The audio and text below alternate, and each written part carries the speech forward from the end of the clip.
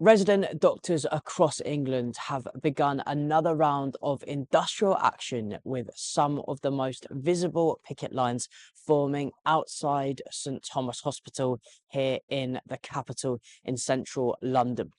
The strikes highlighting long-standing frustrations over pay, career progression and working conditions within the NHS, and they have become a focal point of the wider debate about the future of the health service in the country and here in London too. Now, at the centre of the dispute is pay. Resident doctors have argued that their salaries have fallen significantly in real terms since 2008 and leaving them struggling with the rising cost of living, especially here in the capital. The demand for full pay restoration has remained consistent throughout the negotiations, and they say the decline in real terms earnings does not reflect the level of responsibility or pressure involved in the job.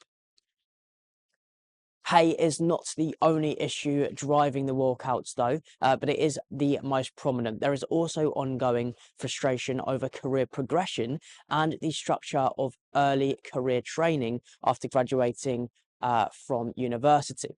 The government maintains that it has already taken significant steps to resolve the dispute, pointing to what it describes as a 28% increase over several years for resident doctors. Here is what Health Secretary Wes Streeting had to say. It is so frustrating that the BMA are embarking on this totally unnecessary strike action, given resident doctors have had a 28.9% pay rise and the highest pay rise in the public sector 2 years in a row. And a poll in the Times shows that had they put the deal I offered them to their members, these strikes would not be going ahead.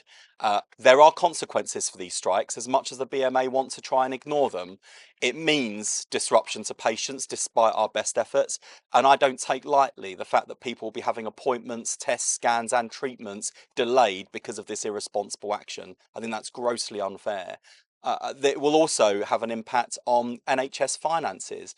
I mean, these rounds of strike action cost around £250 million. I'd rather be investing that into in frontline care for patients. We could also improve conditions for doctors, as I offered.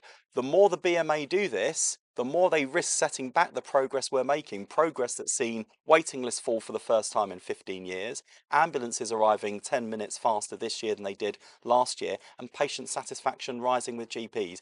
The NHS is on the road to recovery. This weekend is going to be a real bump in the road, but I'm determined to make sure we put our foot down the accelerator and give the public the NHS they deserve.